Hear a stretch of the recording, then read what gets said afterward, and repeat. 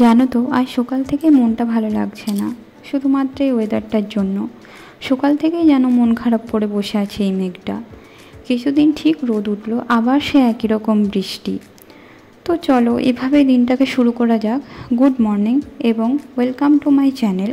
এই ওয়েদারে নানা রকম খেতে তো সবার ভালো লাগে, কিন্তু তাদের একবার জিজ্ঞেস করো যারা এই খাবারগুলো তৈরি করে তাদের কেমন লাগে। কিন্তু ঘরের মা বউদের মনে হয় সেটা জানানোর কোনো উপায় থাকে না।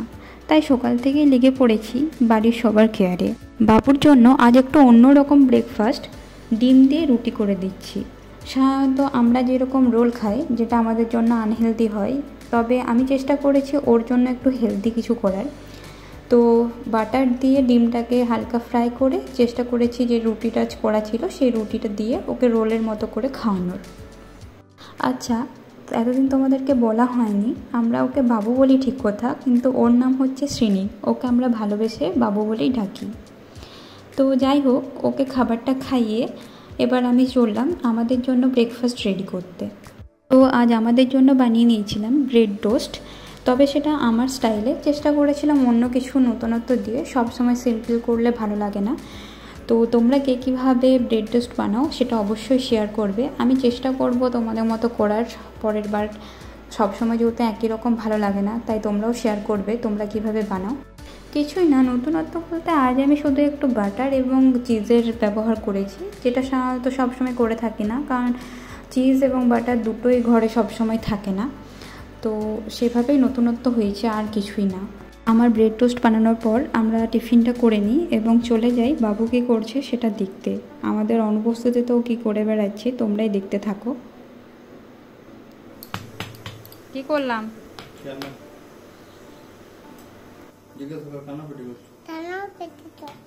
তুমি আমার নাইটিতে কেন পেন দিয়ে লিখে দিচ্ছ?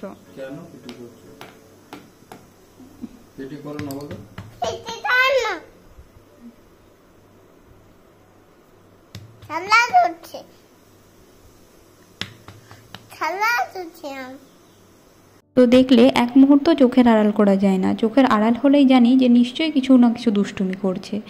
জানি না কেন আজ শুধু আমার মন যে খারাপ ছিল তাও না, ওরও সকাল থেকে যেন মুডটা ভালো ছিল না। আজ সকাল থেকে ভালো করে খেলাও করেনি, আর সব সময় শুধু কোলে কোলে করছে।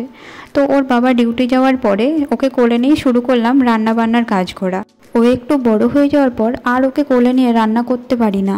যতদিন ছোট ছিল ততদিন অতটা অসুবিধা হয়নি, কোলে নিয়ে নিয়ে অনেক কিছুই করেছি, কিন্তু এখন আর পারি না। আর এখন ভয়ও করে একটু, কারণ এখন ওর সব কিছুই জানতে ইচ্ছা করে। রান্নার সময় এটা কি ওটা কি এসব করে বেড়ায়, তো ভয় লাগে না কোনো কিছুতে হাত দিয়ে দেয়, তাই আর ওকে নিয়ে করি না। তাই তখন আর রান্না করিনি, চলে এসেছিলাম রান্নাঘর থেকে। ওর বাবা আসার পর এবার আমি আমার রান্না কাজগুলো শুরু করি। আর এই যে একটু এবার ও খেলা শুরু করে ওর বাবার সাথে, এরপর থেকে ওর আস্তে আস্তে মুডটা একটু ঠিক হয়, আর বাইরের ওয়েদারটাও আস্তে আস্তে একটু ঠিক হতে শুরু করে। আর রান্না বান্না শেষ করে আমি স্নান করে ঠাকুরকে ধূপ দিতে চলে আসি এবং আমার বাকি যেসব কাজগুলো থাকে স্নান করার পর সেগুলো করে নিই। জানো তো এখানে জলটা না খুব বাজে, এতটা আয়রনের পরিমাণ বেশি জলটাতে, যা না কোনো কিছু রান্না ভালো করে হয়, না কোনো বাসন ভালো করে পরিষ্কার হয়, নাকি নিজে স্নান করেও একটা তৃপ্তি পাই।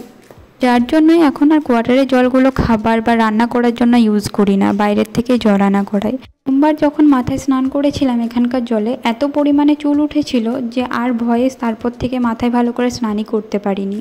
তাই এবার বাইরের থেকে জল আনিয়ে আজকে আবার সময় পেয়ে মাথায় স্নান করে নিয়েছিলাম। স্নান করে এসে দেখতে পাই এই অটাইমে দুজনেই ঘুমিয়ে পড়েছে। তাই দেখি যে অনেকটা টাইম হয়ে গেছে এবং বাবুকে স্নান করানো হয়নি।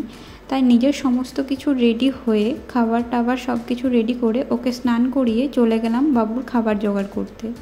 তো আজ করেছিলাম এটা হচ্ছে ভাপা পোস্ত, এবং করেছিলাম মাছের ঝোল, মাছ এবং আলু ফুলকপি দিয়ে ঝোল করেছিলাম, আর করেছিলাম ভাত।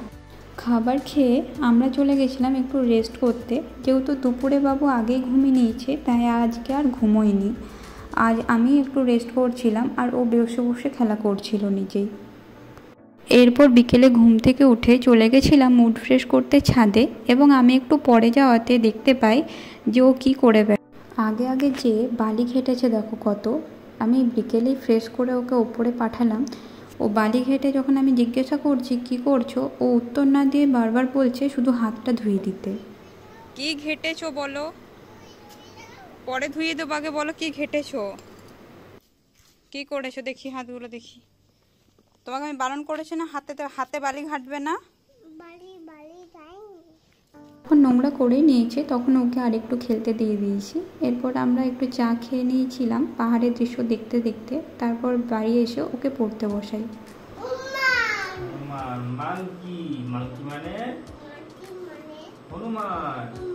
এটা আঙুল দাও, আঙুল দাও, ওই হাতটা।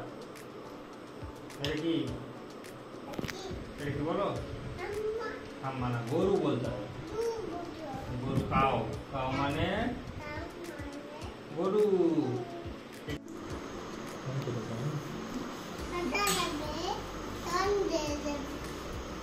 ভালো করে বলো, বলো। খোকা যাবে শ্বশুর বাড়ি।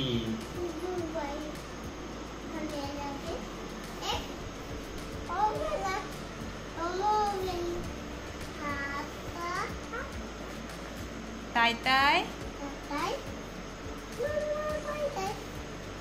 আগে ছোড়াটা বলো, তাই তাই তাই।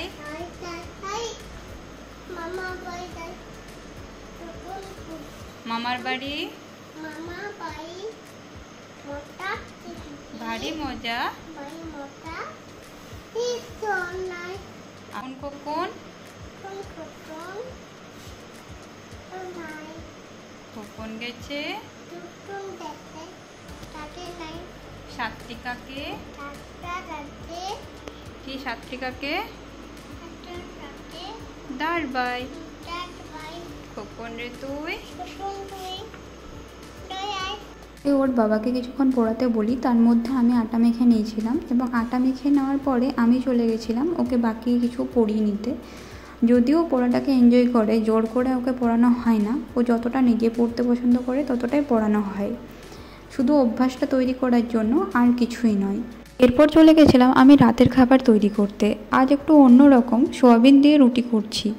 প্রথমে আমি সোয়াবিনটাকে ভিজিয়ে দিয়ে গেছিলাম। এরপর সোয়াবিনের মধ্যে নুন, হালকা ব্রাউন সুগার, কিছু পেঁয়াজ কুচি, একটু গোলমরিচ গুঁড়ো আর একটু জোয়ান আর একটু ধনে গুঁড়ো ও জিরা গুঁড়ো দিয়েছিলাম, আর একটু সামান্য পরিমাণে ছাতু এবং লেবুর রস দিয়ে দিয়েছিলাম। পেঁয়াজটাকে একদম কুচো কুচো করে কেটে নিয়েছি যাতে মুখের মধ্যে বেশি না লাগে, যতটা সম্ভব পেরেছি ছোট ছোট করে কুচি কুচি করে নিয়ে নিয়েছিলাম।